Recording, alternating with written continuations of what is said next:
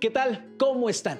Es un gusto darles la bienvenida a una sesión más de la asignatura Historia de México, tercer grado. Soy Enrique Rodal. Espero continúen aprovechando la oportunidad de estudiar y aprender en esta modalidad a través de Aprende en Casa. Yo soy el maestro Miguel Delgado. Estoy muy feliz de estar de nuevo con ustedes. Les recuerdo que no hay que bajar la guardia y que debemos mantener la sana distancia, lavar las manos con agua y jabón por lo menos 20 segundos y usar el cubrebocas de manera correcta. Al cuidarnos, cuidamos a los demás. El propósito de esta sesión es reconocer la presencia del nacionalismo en la cultura y la educación después de la Revolución Mexicana. Antes de iniciar, les recuerdo que es importante que participen en las actividades planteadas a lo largo de la sesión. También les invito a tener cerca su siempre confiable cuaderno, su libro de texto, lápiz o bolígrafo para registrar las ideas principales, así como dudas y reflexiones. Además, para llevar a cabo el reto van a necesitar colores, hojas blancas o de colores, tijeras y pegamento. Si ya están listas y listos, ¡comenzamos! Relacionado con el tema de hoy, en nuestra sección Leer para conocer, llevaré a cabo la lectura de un fragmento del artículo El nacionalismo cultural, 1920-1934, cuyo autor es el historiador Enrique Florescano, y que fue publicado en un periódico de circulación nacional el 26 de agosto de 2004, y dice así.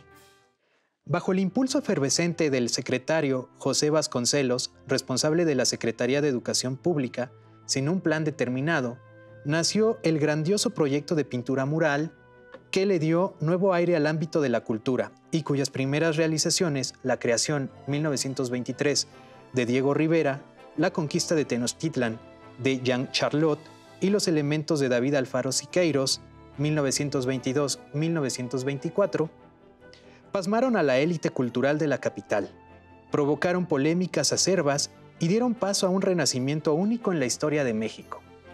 La innovación de pintar muros en una escala solo experimentada en la época colonial, la temática de estas pinturas, trabajadores, campesinos, maestros rurales, guerrilleros, héroes y mártires revolucionarios, las técnicas, el fresco y el lenguaje a veces estentório de los pintores, provocaron un choque cultural con los paradigmas tradicionales que se tradujo en virulentos ataques a través de la prensa y en actos de vandalismo.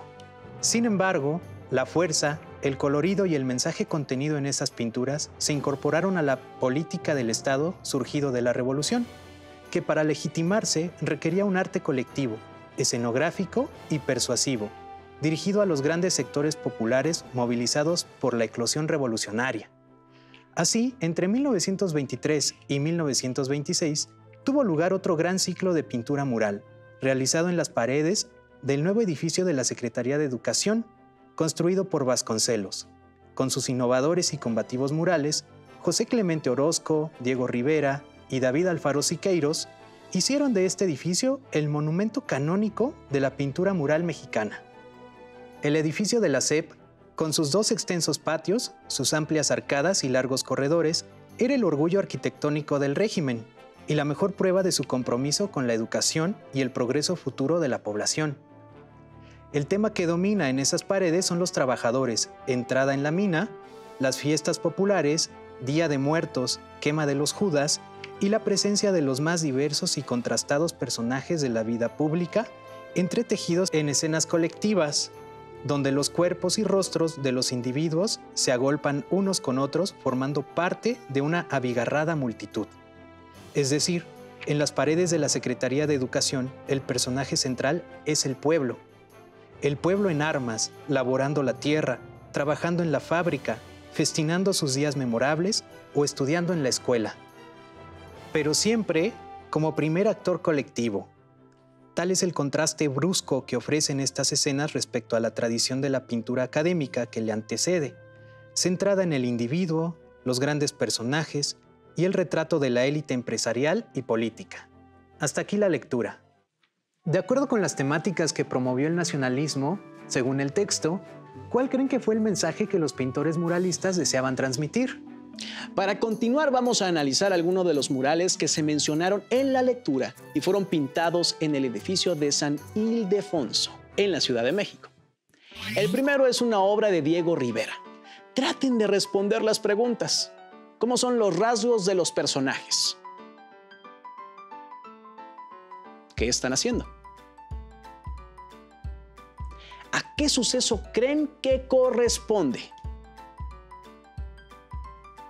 ¿Qué les llama la atención de este mural? Este mural se llama La Creación y plasma un tema religioso que es representado por Diego Rivera con elementos indígenas. Ahora vayamos a un mural del pintor Jean Charlot. Les invito a responder. ¿Quiénes están representados? ¿Qué están haciendo? ¿A qué hecho piensan que se refiere? ¿Qué ideas les transmiten? El título de este mural es La conquista de Tenochtitlan y muestra la violencia que caracterizó a este hecho. Por último, veamos una obra de David Alfaro Siqueiros. Las preguntas que les sugiero contestar para su análisis son: ¿quién se representa? ¿Cuáles son sus características? ¿Qué elementos la acompañan? ¿Qué sentimientos les despierta? El nombre del mural es Los Elementos y en él podemos apreciar elementos prehispánicos como unos caracoles y un fondo que parece un petate de fondo. En esta sesión vamos a continuar aprendiendo sobre estos y otros pintores, las características de sus obras y la influencia del movimiento conocido como muralismo. Además aprenderemos sobre el nacionalismo en la cultura y la educación después de la Revolución. Ahora vayamos al siguiente video sobre nacionalismo revolucionario y el muralismo. ¡Corre video! El muralismo mexicano inició en 1921 bajo el impulso de un plan cultural diseñado por José Vasconcelos. Como responsable de la Secretaría de Educación Pública, Vasconcelos solicitó a diferentes artistas la creación de murales en las paredes de la propia Secretaría y de la Escuela Nacional Preparatoria. Los artistas desarrollaron propuestas enfocadas al arte público y nacionalista. Poco a poco, cada uno comenzó a adquirir reconocimiento y prestigio internacional. Entre las características principales del movimiento muralista mexicano se encuentran la creación de obras de tamaño monumental, plasmadas en muros, así como el interés de ofrecer un arte público, lo que contravenía la vieja idea de que el arte solo era para las élites. En las obras del muralismo se plasmaron temas de historia nacional, como la conquista y la independencia de México. Otra característica del muralismo es que se trata de un arte con interés político e ideológico que busca despertar el nacionalismo y que tiene fines educativos. Una singularidad importante del muralismo es que puede ser entendido como un movimiento social, enmarcado en una forma de expresión que reivindica el pasado indígena, colonial y del México independiente. En este sentido, el muralismo también representa la denuncia de la explotación. Entre los muralistas mexicanos más destacados, podemos mencionar a David Alfaro Siqueiros, José Clemente Orozco, Diego Rivera y Rufino Tamayo. Algunas de las obras más representativas de David Alfaro Siqueiros son La Marcha de la Humanidad, Nueva Democracia y Del Porfirismo a la Revolución.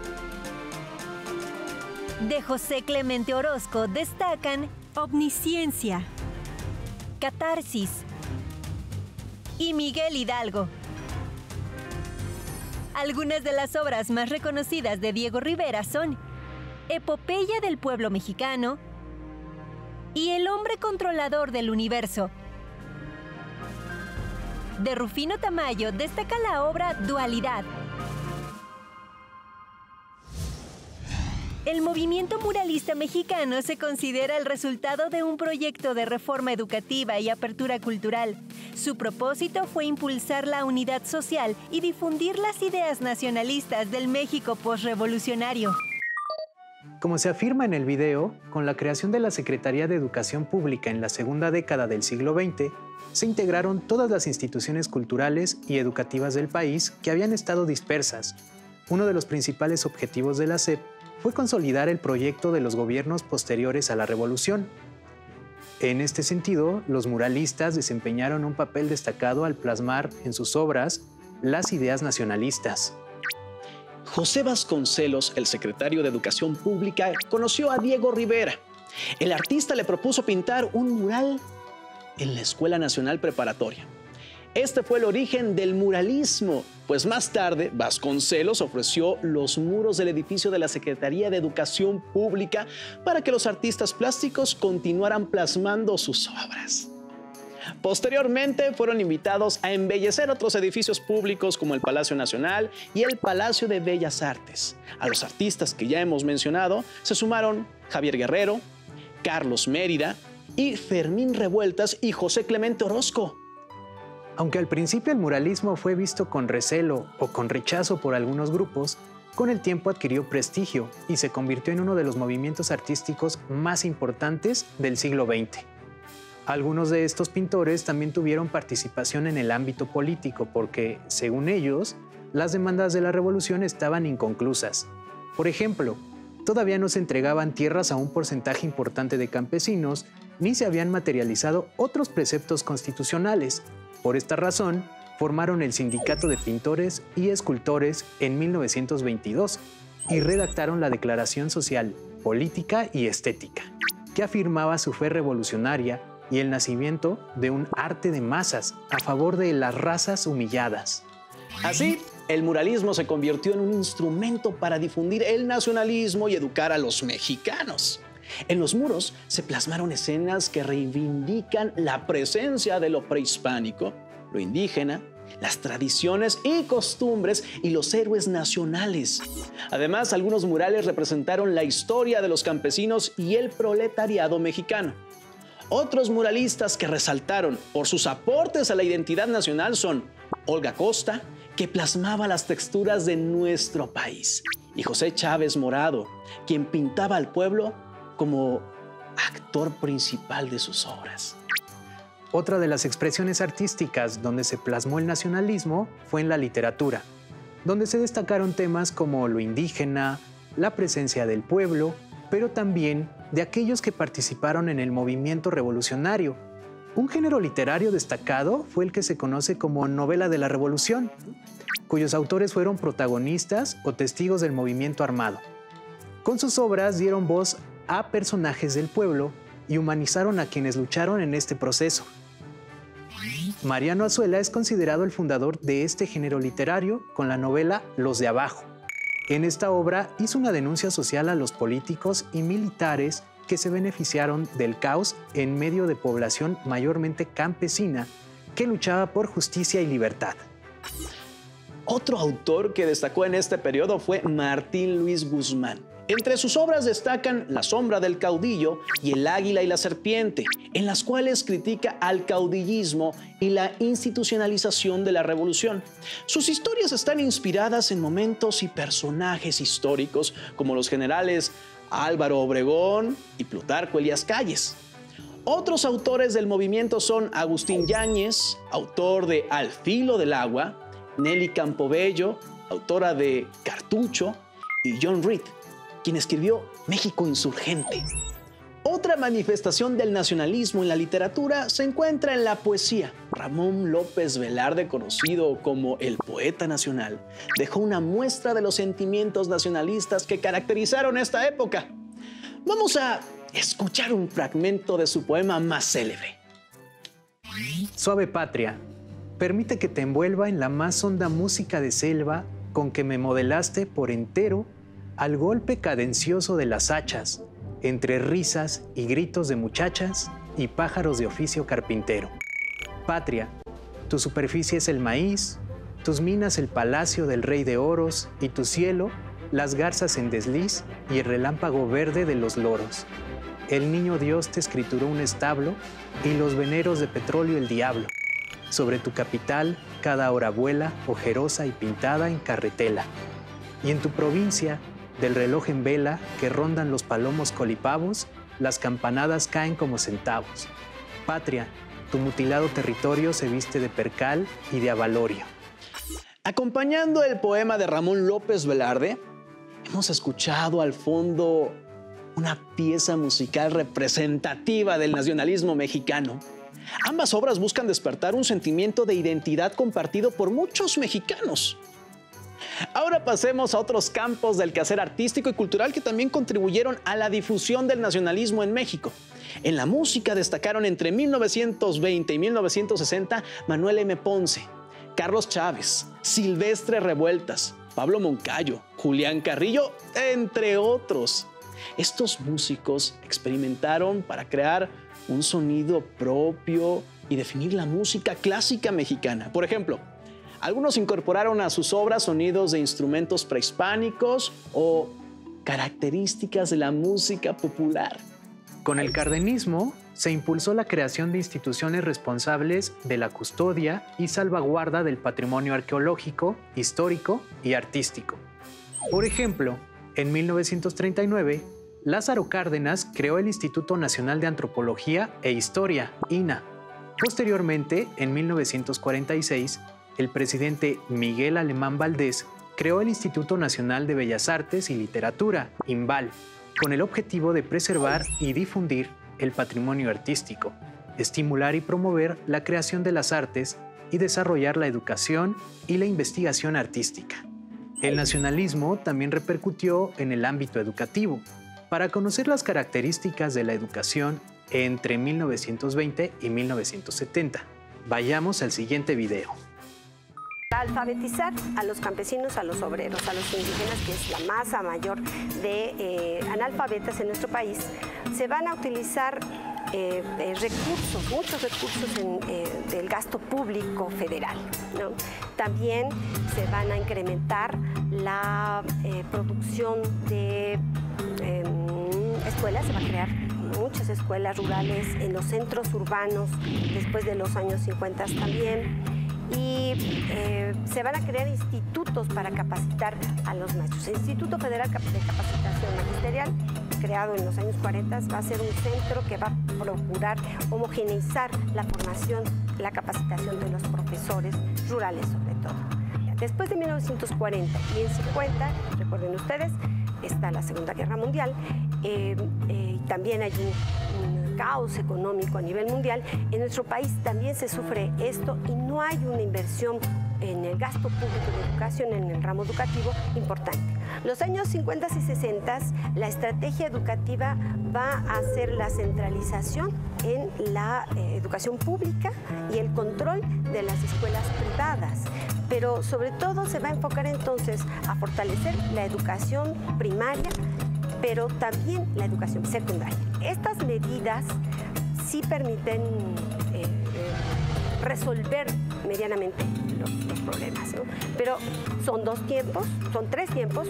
Educación rural va a ser el eje de estas estrategias en los años 20-30, la educación urbana a partir de los años 40 y la educación pública se va a ver favorecida sobre todo en el ramo de la educación básica en todos estos años. La secundaria, al finalizar de esta época, en los años 60, se va a hacer obligatoria y además la descentralización que se va a sufrir en los años 60 va a posibilitar la creación de universidades públicas en distintas entidades.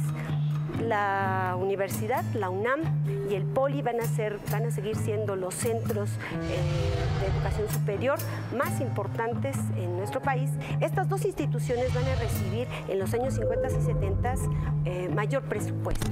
Aún así, para los 60 particularmente, hay un boom de producción de escuelas, de centros universitarios, de universidades públicas en algunas entidades, ¿no? Y esto va a permitir entonces la descentralización educativa. El desarrollo industrial mexicano requería de la formación de profesionales con capacidades técnicas. Por este motivo, el Estado también impulsó la educación tecnológica. Se crearon institutos de educación superior para formar los ingenieros y técnicos que la creciente industria nacional demandaba. La fundación de universidades e institutos tecnológicos amplió la oferta educativa y contribuyó a la formación de cuadros de profesionales y técnicos. También se favoreció la descentralización educativa al fundarse centros de educación superior en diversas entidades federativas como Jalisco, Nuevo León, Puebla, Chihuahua, entre otros. Como apreciamos en el video, las medidas que tomaron los gobiernos del periodo posterior a la revolución para solucionar los problemas educativos estuvieron marcadas por el nacionalismo. Cabe recordar que en esas décadas prevalecía un discurso de identidad nacional basado en el origen histórico de los mexicanos, principalmente reconociendo su descendencia de las culturas prehispánicas, sobre todo la mexica. En este periodo, las condiciones políticas, económicas y sociales no permitían el acceso de todos los mexicanos a la educación. A partir de los años 20, México entró en la etapa de reconstrucción, tratando de resolver los principales problemas, incluyendo la educación, que había sido una de las áreas más descuidadas. En el país había un alto índice de analfabetismo, sobre todo en los campesinos. Se requería un mayor número de profesores y escuelas para atender a la población. Se invirtieron una gran cantidad de recursos para cumplir con los compromisos establecidos en la Carta Magna sobre educación. Según José Vasconcelos, la educación era un arte que tenía que ser depositada en los educandos para desarrollar todas sus potencialidades, y el maestro era el artista que moldeaba el arte en ellos. Este destacado personaje promovió un proyecto educativo que se echó a andar con la creación de la Secretaría de Educación Pública y que consideraba la integración de los aspectos materiales y espirituales de los sujetos. Para lograr alfabetizar a la población, el gobierno construyó escuelas rurales y urbanas. Más tarde, creó centros para capacitar a los maestros, como el Instituto Federal de Capacitación Magisterial. En 1934, el presidente Lázaro Cárdenas impulsó una reforma al artículo 3 constitucional en la que se establecía la educación socialista. Así depositaba en la escuela la esperanza de que sería un auténtico instrumento que iría más allá de sus aspectos pedagógicos y académicos y que favorecería la reestructuración económica y social de la nación. La escuela procuraría una sociedad más igualitaria. Además, dentro de un sentido de solidaridad y acción combativa, se encauzaría a las masas para eliminar el individualismo dominante. Esta visión de la educación no continuó en el siguiente sexenio. El presidente Manuel Ávila Camacho eliminó el carácter socialista de la Constitución. En 1940, el porcentaje de analfabetismo seguía siendo alto. Apenas se había reducido el 8% respecto a 1921, cuando se creó la SEP. Aunque en los siguientes 30 años, el índice de analfabetismo disminuyó. Para los años 70, alrededor del 73% de los ciudadanos sabían leer y escribir. Respecto a la educación superior, se fundaron instituciones y universidades, como el Instituto Politécnico Nacional, durante el periodo cardenista. Se crearon carreras afines a las necesidades del proceso de industrialización y se establecieron planteles de nivel superior en los diversos estados de la República, lo que contribuyó a ampliar la oferta educativa y a descentralizar la educación en torno a la capital del país. Como hemos aprendido en las sesiones anteriores, la Revolución Mexicana fue un proceso histórico que transformó la estructura política, social y económica del país. Estos cambios se reflejaron también en el ámbito cultural. En esta sesión abordamos lo relacionado con algunas manifestaciones del arte y la educación, así como su relación con el nacionalismo revolucionario. Como ustedes recordarán, el nacionalismo es el sentimiento de pertenencia que comparten los habitantes de una nación. Este sentimiento suele fomentarse para fortalecer los lazos de unión en la población y se difunde desde los grupos en el poder mediante sus discursos y una serie de políticas públicas. Por ejemplo, a través de las manifestaciones culturales, artísticas o educativas, el nacionalismo exalta los rasgos de una nación, lo que le hace única y le distingue de las demás. En México, el nacionalismo revalorizó el pasado prehispánico. Además, destacó las características del territorio y fomentó el culto a ciertos episodios o personajes de nuestra historia. De manera particular, El nacionalismo que surgió después de la Revolución Mexicana destacó la presencia de los indígenas, los campesinos y los trabajadores, así como el legado revolucionario. El nacionalismo se alimentó del rechazo a la intervención extranjera, en particular la estadounidense, en asuntos internos. Defendía los recursos nacionales, la soberanía y exaltaba lo que se consideraba lo mexicano. Es momento de proponerles un reto. Hagan un collage o un dibujo con elementos que les hacen sentirse orgullosos de ser mexicanos y mexicanas. Puede ser la grandeza de la arquitectura de las ciudades mesoamericanas, la música, los bailes, las tradiciones, la variedad de la gastronomía o la diversidad natural. También pueden inspirarse en el contenido de los murales que conocieron en esta sesión y los elementos nacionalistas que están representados en ellos. Usen el material que sugerimos al inicio de la sesión. Pueden hacerlo junto con su familia o mostrárselos cuando lo terminen. Este tema lo encontrarán en su libro de texto. También podrán consultar otras fuentes bibliográficas, digitales y audiovisuales que tengan a la mano. ¡Listo! Terminamos. Pero aún nos queda mucho por explorar y descubrir, así que nos vemos pronto aquí en Aprende en Casa. Para nosotros fue un gusto estar en esta sesión. ¡Hasta la próxima! Bueno, pues... Si tienes dudas o necesitas ayuda, llama al Centro de Apoyo Pedagógico a Distancia. El número de teléfono para secundaria es el 55 36 01 71 23. Si requieres consultar los libros de texto en versión digital, recuerda que los puedes encontrar en la página conalitec.cep.gov.mx. Y recuerda que también cuentas con el sitio aprendeencasa.cep.gov.mx, en donde podrás ver nuevamente los videos de los programas y además encontrarás actividades para fortalecer tus aprendizajes. También te invitamos a que consultes la plataforma nuevaescuelamexicana.cep.gov.mx.